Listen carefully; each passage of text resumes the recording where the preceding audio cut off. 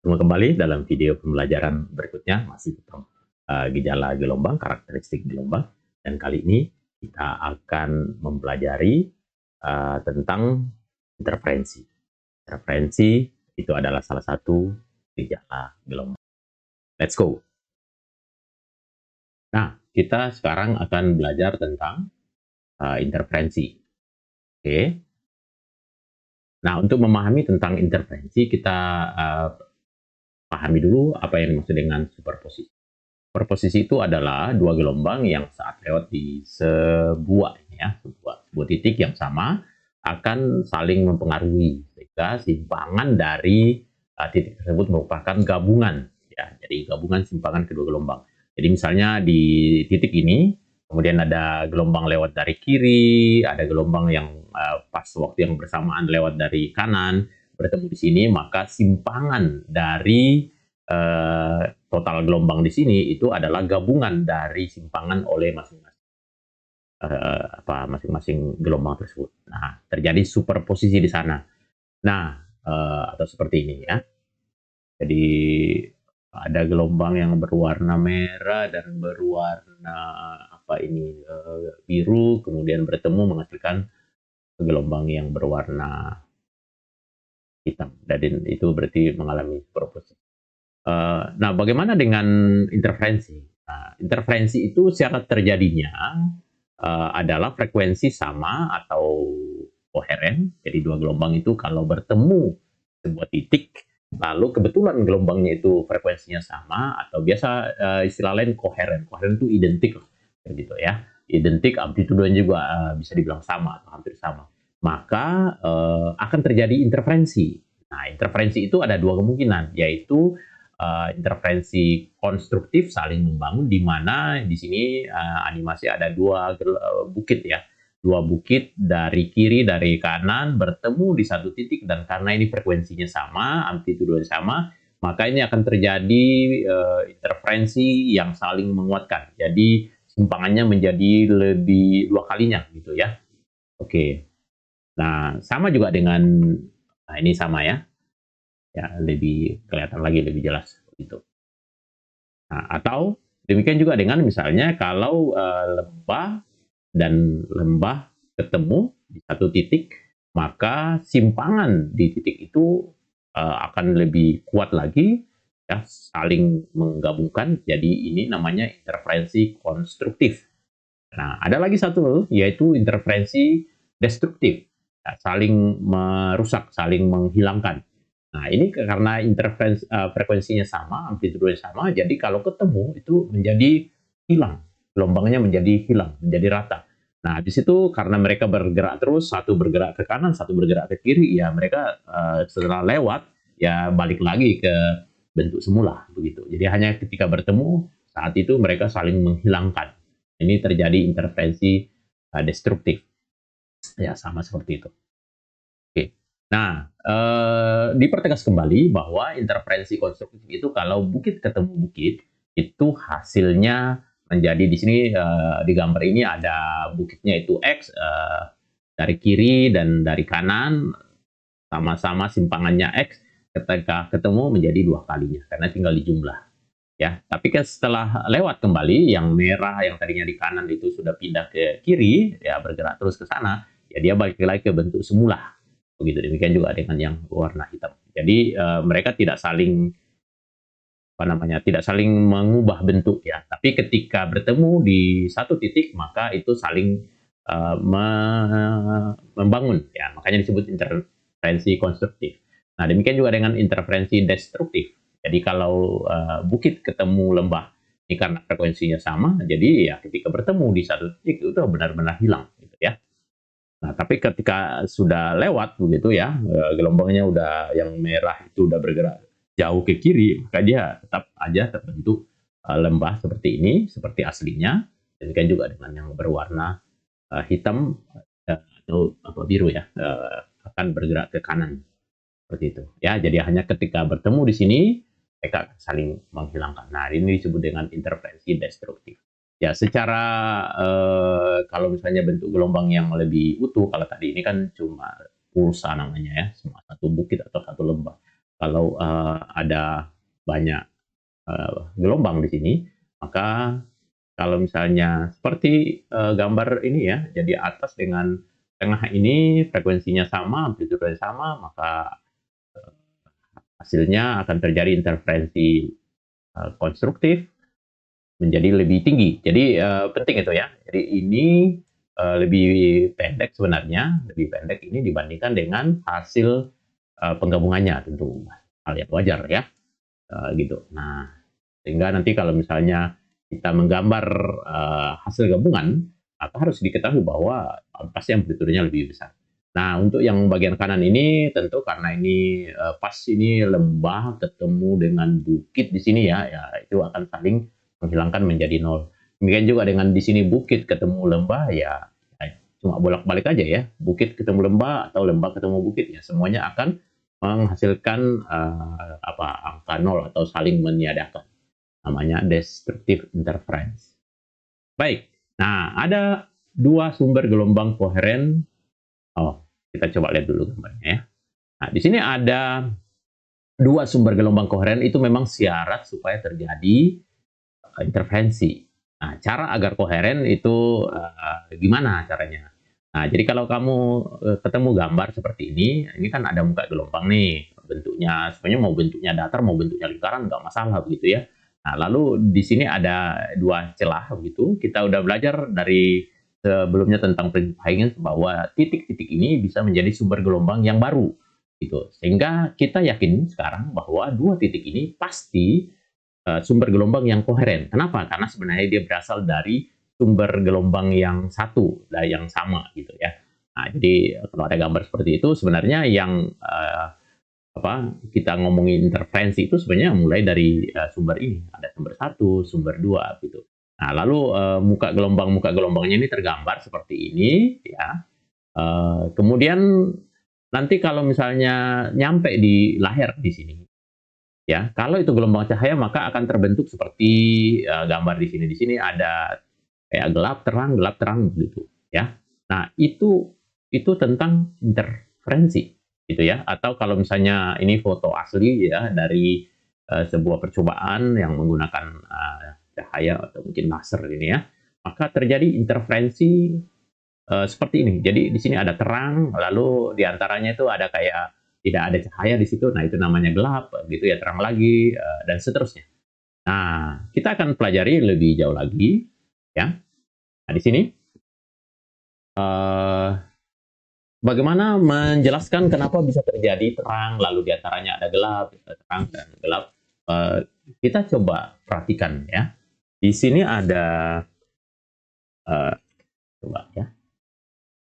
Di sini ada muka gelombang, tapi untuk membantu kita memahami dengan baik, maka mari kita definisikan dulu ya. Yang garis yang tebal, di sini ada garis tebal, lalu ada garis titik-titik gitu ya. Nah, ini adalah muka gelombang. Ini muka gelombang. Wah, susah nulisnya. Muka gelombang. Nah, kita tahu bahwa antar muka gelombang itu berarti dari sini sampai sini, kan? Karena itu tebal ya. Berarti itu satu lambda. Nah, berarti kita bisa membayangkan untuk memudahkan, di sini itu bukit, lalu di sini juga bukit. Karena jarak dari bukit ke bukit itu kan satu lambda. Nah, berarti yang putus-putus ini itu adalah lembah, gitu ya. Nah, itu dulu kita pahami supaya membantu kita memahami tentang terjadinya interferensi, gitu ya. Jadi ini yang tebal itu bukit, kemudian yang garis putus-putus itu lembah, gitu ya. Lalu bukit. Sehingga jarak dari buka gelombang yang tebal ini ke buka gelombang yang terdekat itu satu lambda. Nah, mari kita mulai menganalisa lebih lanjut.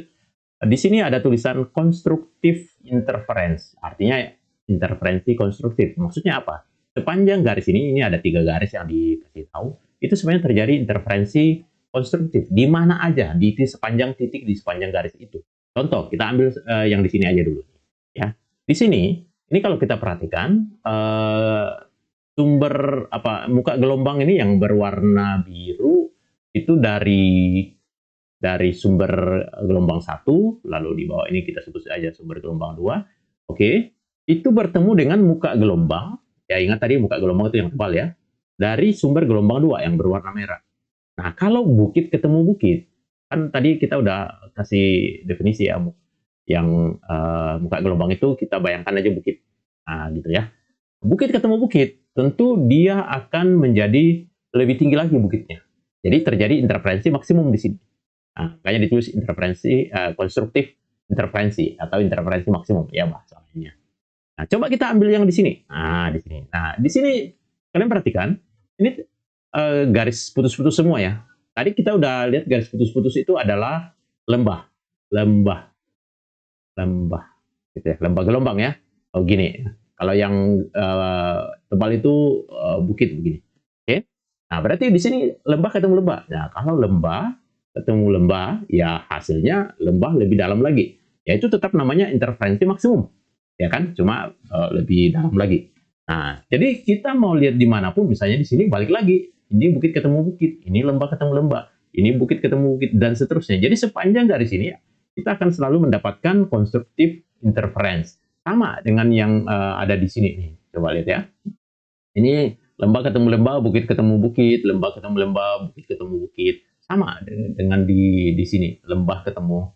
Ini mungkin kurang ini ya, gambarnya kurang enggak di sini, jadi kurang bagus. Tapi di sini lembah ketemu lembah, bukit ketemu bukit, lembah ketemu lembah, bukit ketemu bukit. Jadi sepanjang titik itu terjadi interferensi konstruktif gitu. Nah, sehingga kalau saya misalnya saya taruh layar di sini, saya taruh layar lurus begini ya, maka saya akan dapatkan di misalnya di mana ya?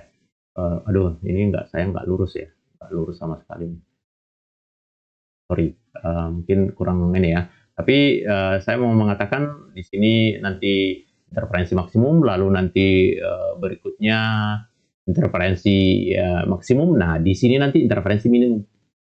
Ya, interferensi minimum. Kenapa? Karena di sini bukit lembah ketemu dengan apa ya? Wah, nggak terlalu jelas. Nah, ini mungkin ya. Ini karena gambarnya ini ya, apa harus dipastikan dulu ya.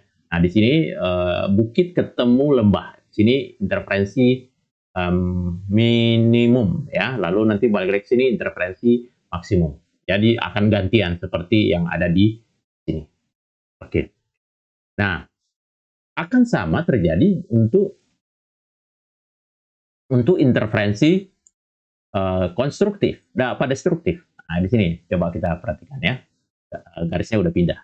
Di sini ketemu lembah dengan atau garis tebal dengan garis putus-putus, berarti garis tebal itu warna merah, itu berarti dari sumber 2 ya. Jadi sumber 2 ada di sini. Sumber 2 ada di bawah sini. Lalu sumber 1 itu warna biru.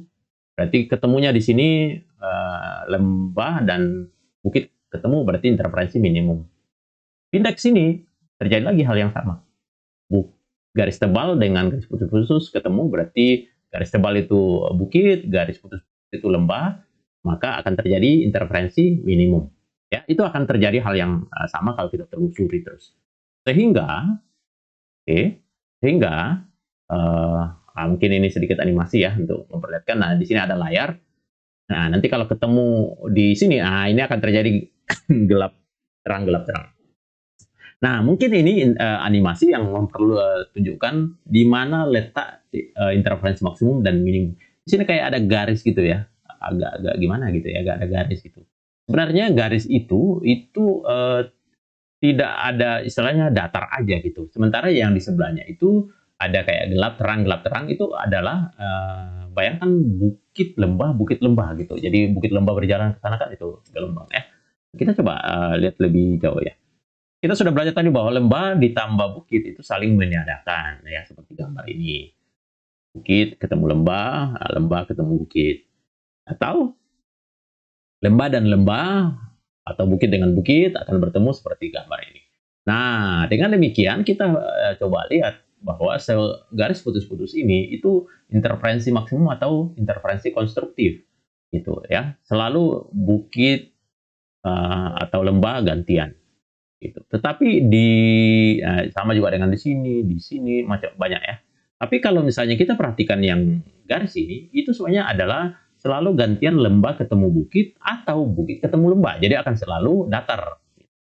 Ya, baik. Kemudian, nah ini hal yang sama, masih sama ya, hanya dipertegas saja. Gambarnya ini mungkin lebih jelas lagi gitu ya. Nah, kelihatan kayak ada garis itu sebenarnya datar, gitu, destruktif. Ya, ini destruktif juga di sini. Dan di sini itu konstruktif. Nah, baik. Nah, sekarang kita coba analisa lebih detail lagi. Nah, di sini kan gambar yang sama nih ya. Di sini ada sumber sumber satu. Pak ya, kita lihat di sini ada sumber satu, lalu di sini ada sumber dua, kemudian ada gelombang yang bergerak dari sumber satu menuju ke titik B. Dalam waktu yang bersamaan juga ada gelombang dari sumber dua menuju ke titik B, ketemu di sini misalnya. Nah, sekarang gambar ini saya pindahin ke sini. Nah, ketemu di titik B. Nah, di sini apakah terjadi interferensi maksimum atau minimum? Gampang memahaminya. Sebenarnya kalau dilihat dari gambar tadi ya, kalau bukit ketemu bukit atau lembah ketemu lembah ya itu pasti terjadi interferensi maksimum. Tapi kita bisa cari dalam versi lain. Nah, ini kan ada jarak nih, dari sini sampai sini itu ada jarak. Nah, ini sebenarnya kalau kita gambar dalam versi sinar gelombang atau satu gelombang itu ya, ini kan bukit lembah begitu. Nah, ini ada berapa gelombang ke sana gitu. Jaraknya itu kan bisa dibuat dalam versi sekian lambda. Nah, misalnya di contoh ini, contoh aja nih ya. R1-nya itu, sebut aja R1, itu 7 lambda. 7 lambda. Nah, lalu dari sini, misalnya itu R2-nya jaraknya itu 9 lambda. Nah, berarti selisih dua lintasan ini, itu sama dengan 9 dikurangi 7, ada 2 lambda. Gitu. Maka di sini pasti terjadi interferensi maksimum. Nah, syaratnya secara umum apa? Syaratnya adalah ini. Syarat terjadi interferensi maksimum kalau selisih panjang gelombang, ya, jadi delta R, kita ambil nilai mutlaknya aja ya, karena kita nggak tahu mana yang lebih panjang, nilai mutlak, itu bisa 0 lambda, 1 lambda, 2 lambda, dan seterusnya. Berarti secara umum kita bisa tuliskan seperti ini. Ya, di mana N-nya ini adalah bilangan yang dimulai dari 0, 1, 2, 3. Nah, anak-anak perhatikan ini rumus ini kadang-kadang ada yang membuat dalam versi yang berbeda.